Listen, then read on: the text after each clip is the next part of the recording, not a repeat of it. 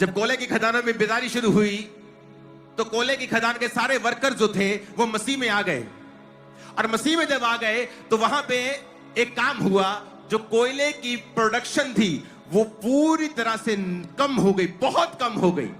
उसका रीजन ये था कि वहां की खदानों के अंदर जितना कोयला था, वहां के घोड़े जो होते थे उन घोड़ों पर वो लाद कर उन कोयले को वहां से निकालते थे।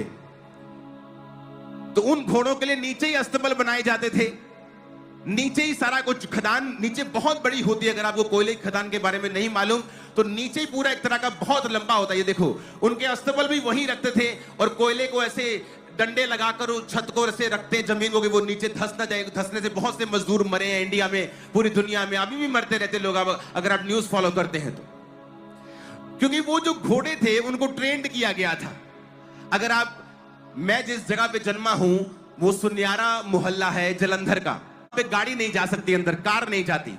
अगर दो स्कूटर भी आमने सामने ऐसे आएंगे तो एकदम से पास नहीं करते, रुक के थोड़ा टेढ़ा मेढ़ा होके पास करते हैं। सब अमीर लोग भी वहां रहते हैं, ऐसा नहीं कि गाड़ी नहीं तो गरीब लोग रहते, अमीर लोग भी वहीं रहते हैं। लेकिन जब वहां पे किसी ने कंस्ट्रक्शन करनी होती थी, मलबा उठाना होता था या कुछ रेत लेके आने, तो गाड़ियां नहीं आती थी तो गधों पे लेके वो आते थे।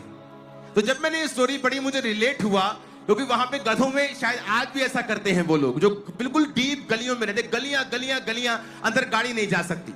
तो वो जब गधों को हाँकते हैं ना यहां पे जलंधर में, तो बोलते थे ओए मर जा, ऐसे बोलते थे वो गाली देके। तो उन्होंने बताया कि वहां के जो घोड़े थे उनको ट्रेंड किया गया था गालियां दे दे के।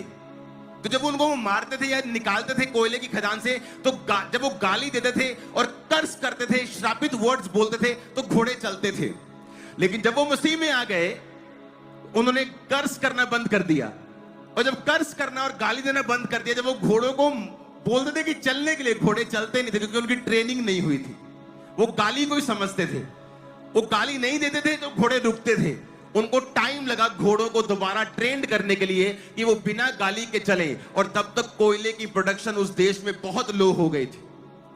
इमेजिन करो, एक व्यक्ति जब वो 13 साल का था, वो व्यक्ति जो चर्च जाता था, वो व्यक्ति जो चर्च को छोड़ता नहीं था, कोयले की मान से थका हुआ भी चर्च जाता था, कोयले की मान से थका हुआ भी कंप्लेंट नहीं करता, प्रभु को इस गरीब घर में पैदा कर दिया।